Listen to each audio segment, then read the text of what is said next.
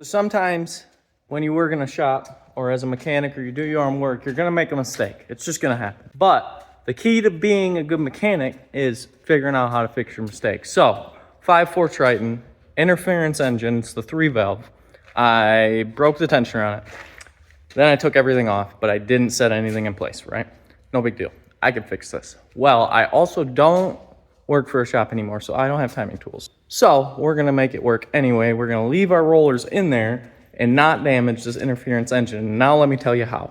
So these engines honestly are really simple, and what's really cool about this is if you set this keyway down here at 6 o'clock, there's a keyway on the bottom.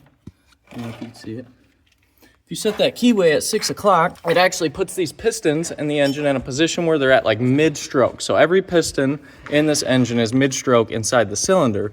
So that means I can free spin my camshafts any direction I would like, and they're not going to damage anything. I'm not gonna have a valve hit. I'm not gonna have a rod get bent. I mean, they just don't have rods. But regardless, I'm not gonna have that happen on this vehicle because everything cannot hit each other in that middle position. So now you turn your camshafts to the position that they need to be at. But since your rollers are still in there, you still have spring pressure, and you have to lock them. And like I said before, I don't have a cam lock tool and I don't have a crank lock tool. So I got some vice grips on my cam right now and sitting on a block, and I got it in the right position. I already know where everything needs to go. I've timed a ton of these engines. Normally I just have the right tools for it. But anyway, positionally speaking, this has to be parallel, these two dots right here, and this has to be perpendicular to your engine, straight down, right? Both sides, your cam phasers are technically the same.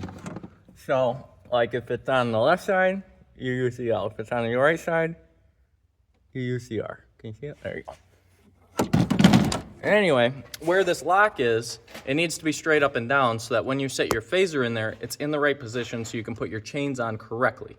Well, in order to turn that, you got to put that in the right position so that it can't hit. And then you still have pressure on this, so you have to figure out a way to trap those vice grips or hold those vice grips while you put your phaser on and then your chains on and get everything squared away. Sounds harder than I think it's gonna be. Let me do it and see if it's actually gonna be a pain. I don't think it's gonna be.